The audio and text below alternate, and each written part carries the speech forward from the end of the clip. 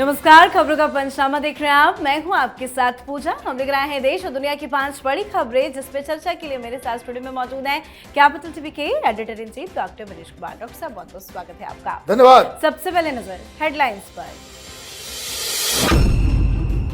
Modi cabinet का बड़ा फैसला, 13,041 करोड़ की रेल हाईवे परियोजनाओं को मंजूरी। 4 रेल प्रोजेक्ट्स को कैबिनेट की मंजूरी, कई राज्यों को मिलेगा फायदा।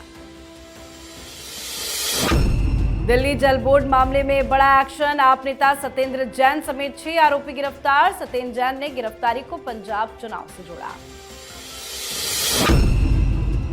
पटना में आरजेडी का राजभवन मार्च, हंगामे के बीच हिरासत में लिए गए तेजस्वी यादव। पुलिस के साथ आरजेडी कार्यकर्ताओं की धक्का मुक्की, पुलिस ने उत्पाती कार्यकर्ताओं को उठाया, जबरदस्त मचा बवाल।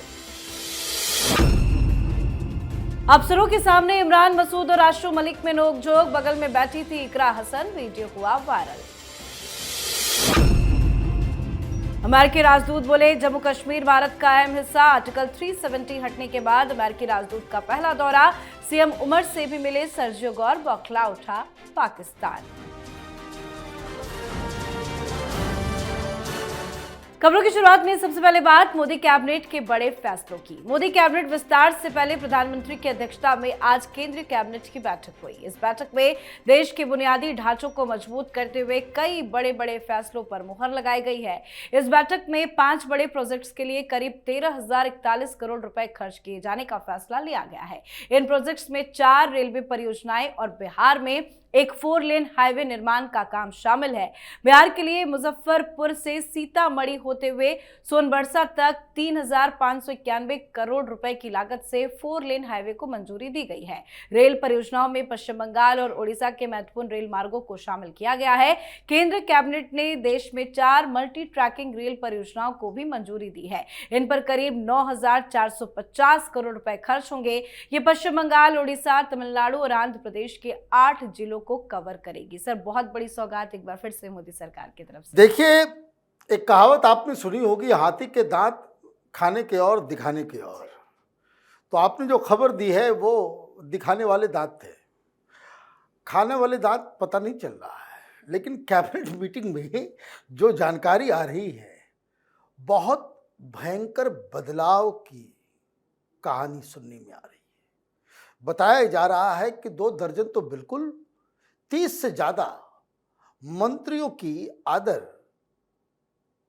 छुट्टी या विभाग में परिवर्तन। मतलब कुछ भी सही नहीं है। ये जो अचानक से मंत्री, आप देखिए, मंत्री को सारे लोग शांत चुपचाप दिल्ली में बैठ के अपना काम कर रहे हैं, फाइल वाइल अपना जो है क्लियर कर रहे हैं। इसी काम में सब लोग लगे हुए हैं।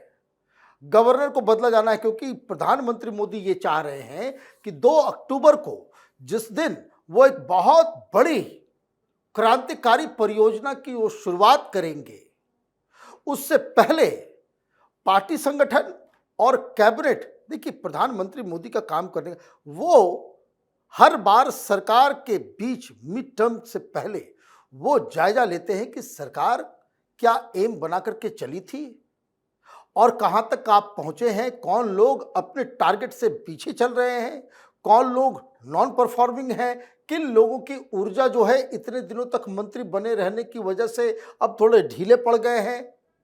ये सारी चीजें वो करने जा रहे हैं और इस संदर्भ में ये मीटिंग बहुत थोड़ी लंबी भी चली।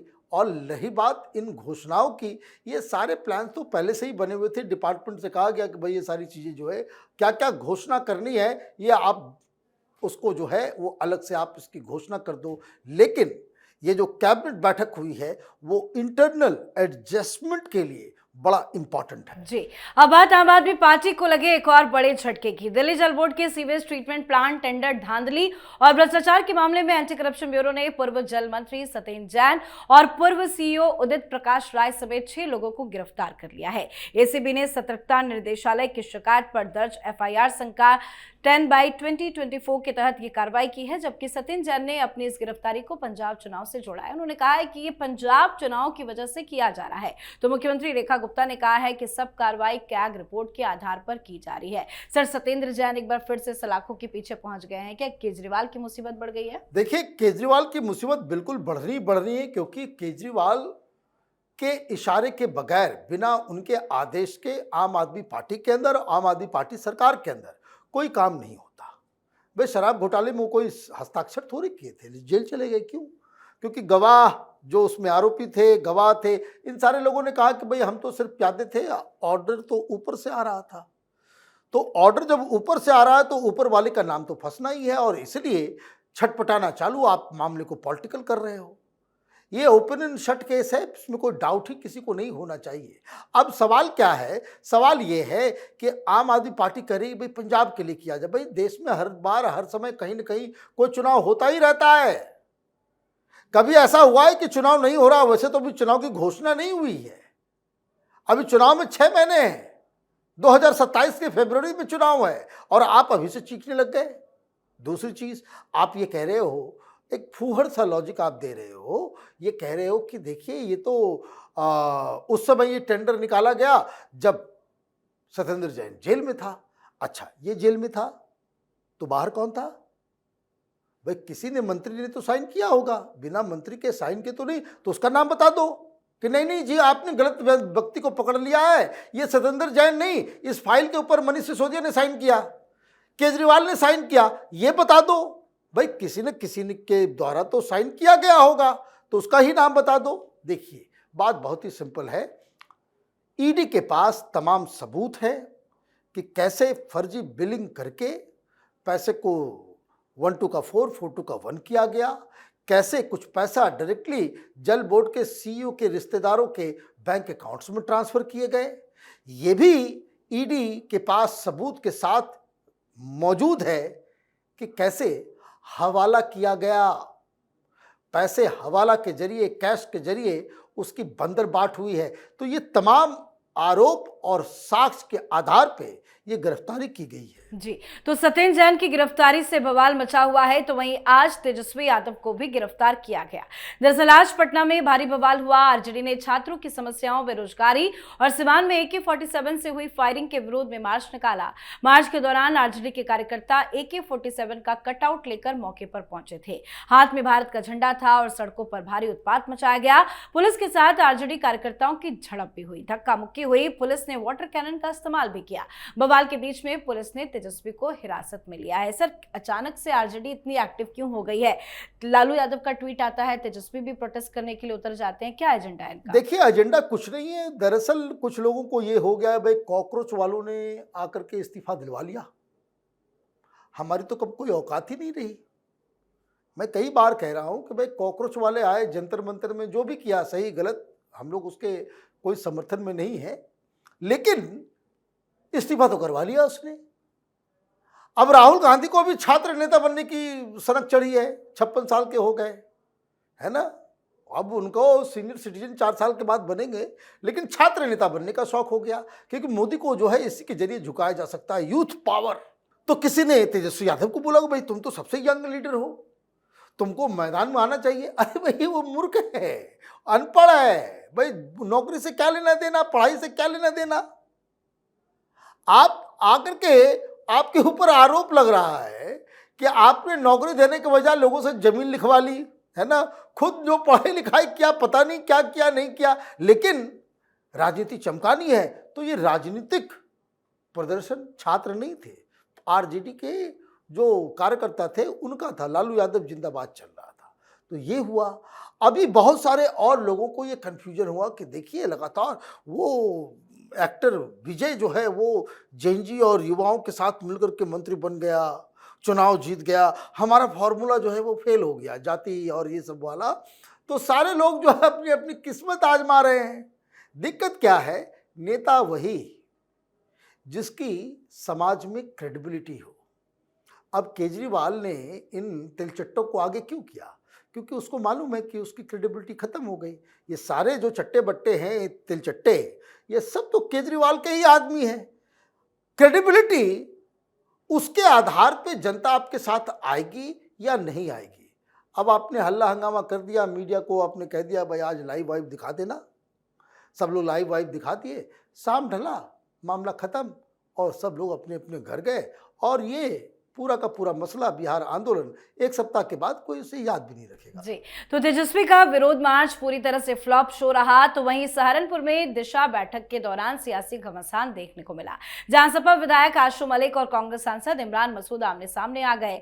बैठक में अपनी विधानसभा से जुड़े जनता के मुद्दे उठाते हुए विधायक आशु मलिक ने अधिकारियों के सामने सवालों के जवाब को लेकर अपना पक्ष मजबूती से रखा। इसी दौरान दोनों नेताओं के बीच में सवाल पूछने की बारी और समय को लेकर तीखी नोकझोंक हो गई। वायरल वीडियो में विधायक आशु मलिक कहते नजर आ रहे हैं कि 80% सवाल जनता के हैं, अगर हम सवाल नहीं पूछेंगे तो भाई कौन पूछेगा। इस पर सांसद इमरान मसूद ने कहा कि दूसरे लोगों को भी बोलने दीजिए, सभी की बारी आएगी। बातचीत बढ़ने के साथ ही बैठक का माहौल काफी गर्म हो गया और अधिकारियों और जनप्रतिनिधियों के सामने ही दोनों नेताओं के बीच में तीखी बहस हो गई।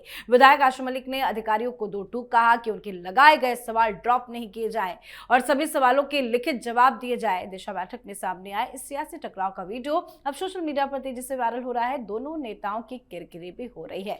सर, क्या कुछ हुआ? क्या फ्रस्ट्रेशन बाहर आ रहा है? मैं जब वीडियो पहली बार देखा मुझे लगा कि कोई ये जो बोटी बोटी वाला इमरान मसूद वो किसी बीजेपी के लीडर से लड़ रहा है, तो मालूम चला कि नहीं, तो आशु मलिक है, ये तो समाजवादी पार्टी के लीडर हैं, एमएलए हैं। अब इससे तो पॉलिटिकल मामला अलग हो रहा है। पिछले कुछ दिनों में क्या हो रहा है, खास करके वेस्टर्न यूपी में, अब कोई चवन्नी और रुपया उछाल रहा है। ये अखिलेश यादव ने जयंत साहब को ये कह दिया कि भाई ये चवन्नी था, उसको हमने रुपया बनाया, वो हमको ही छोड़ के चले गए। और जयंत के समर्थकों ने उन्होंने इसको बहुत लाइटली नहीं लिया। हर जगह अखिलेश यादव की वो पुतला जलाया जा रहा है और लोग फिर से वो लिख रहे हैं उसमें टोटी चोर टोटी चोर टोटी चोर। तो एक तो मामला ये स्तर पे आ गया, और दूसरा जब कांग्रेस पार्टी के लीडर और वो भी राहुल गांधी के बड़े चहेते हैं ये इमरान मसूद, इनको छोटा मोटा लीडर मत समझिए। वो हर चीज में राहुल गांधी कहते हैं मीडिया वालों को कि जाकर के इमरान भाई से जो है जाकर के बाइट ले लो। तो कांग्रेस के आजकल वो सबसे बड़े प्रवक्ता बने हुए हैं, और वो अगर समाजवादी पार्टी के विधायक को इस तरीके से डांट रहे हैं, वो उनके ही डिस्ट्रिक्ट में उनके ही जगह पे आगे आकर के चुनाव साथ में अगर मिलके लड़ेंगे तो वो साथ में एक साथ कोऑर्डिनेट करके चुनाव लड़ना होगा, और चुनाव से पहले ये लड़ते हुए नजर आ रहे हैं। और ये भी इमरान मसूद ने समाजवादी पार्टी और गठबंधन को लेकर भी बहुत सारी बातें उसने कह दी। वो पहले भी कह चुके हैं कि भाई अभी सीट का फाइनल कर दो, बाद में जो है वो मामला खराब हो जाता है।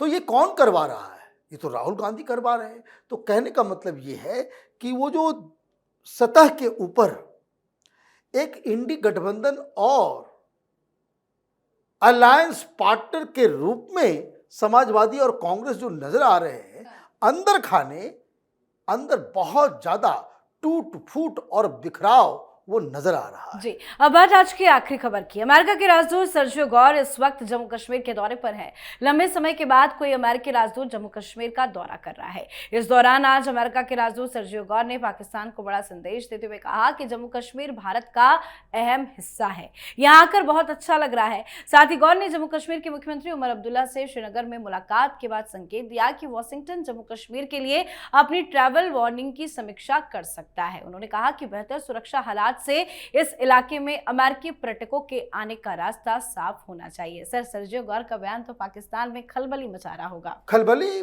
कई लोग बेहोश हो गए होंगे कि हाँ ये क्या हो गया है। मुनीर से पूछ रहे हैं लोग वहां कि भाई खा करके आए थे वहां पे, तो वो तो आपको आईना दिखा दिया। इनके बयान को थोड़ा समझिए। क्या कहा उन्होंने ये नहीं कहा कि JNK is an integral part of India. He said कि it is an important part of India. फर्क क्या है कि अगर कोई व्यक्ति इंटीग्रल कहता है तो उसमें उस क्लैश कि भाई इंटीग्रल वर्ड इस्तेमाल इसलिए करना पड़ता है क्योंकि हम कहते हैं कि JNK is integral part of India, ये मानते हुए कि भाई इसमें वो उस वर्ड के साथ वो कंट्रोवर्सी जुड़ा हुआ है। जब कोई, देखिए डिप्लोमेसी है, एक एक वर्ड के मायने बाल का खाल निकाला जाता है, और कोई वो छोटा मोटा आदमी नहीं है। वो सिर्फ भारत के राजदूत नहीं है। ध्यान से सुनिए, वो भारत के राजदूत नहीं है, वो पूरे साउथ एशिया के इंचार्ज है। अब वो कह रहे हैं कि इट इज एन इंपॉर्टेंट कहने का मतलब ये है कि ये उस चीज में तो जा ही नहीं रहे कि कोई विवाद है ही नहीं। फिर it is just like Kerala is an important state of India, JNK is an important state of India, कहीं कोई विवाद ही नहीं है। तो विवाद का भी जगह अमेरिका ने खत्म कर दिया। और एक और बात, उन्होंने क्या कहा भाई, उनको मालूम है शब्दों का क्या मतलब होता है। भाई हम जो पाकिस्तान के पास जो कश्मीर का हिस्सा है उसको कहते हैं POK, वो कहते हैं आजाद कश्मीर, है ना। उन्होंने किस वर्ड का इस्तेमाल किया? जम्मू एंड कश्मीर, JNK, जम्मू कश्मीर की जब आप बात कर रहे हैं तो ये इन टोटलिटी है, जो पाकिस्तान के पास भी है, जो हिंदुस्तान के पास भी है। अदरवाइज वो ये कहते कि इंडिया के पास जो ये है वो इंपॉर्टेंट है, नहीं, वो पूरा JNK के बारे में कह रहे हैं और भली भांति वो जानते समझते हुए कह रहे हैं। तो इसका मतलब ये है कि पाकिस्तानियों की तो नींद उड़ गई होगी। मुनीर, उनसे अब लोग सवाल करेंगे कि ये डिप्लोमेटिकली जो हिंदुस्तान ने इतना बड़ा छलांग लगा दिया, ये बहुत चिंताजनक परिस्थिति में पाकिस्तान पहुंच गया है। बहुत बहुत धन्यवाद सर बातचीत के लिए। धन्यवाद। तो खबरों का पंचनामा में आज के लिए फिलहाल इतना ही। देश विदेश की बाकी खबरों और उनके सटीक एनालिसिस के लिए देखते रहिए कैपिटल टीवी में। लाइक कीजिए, शेयर कीजिए और कैपिटल टीवी को सब्सक्राइब कीजिए। नमस्कार।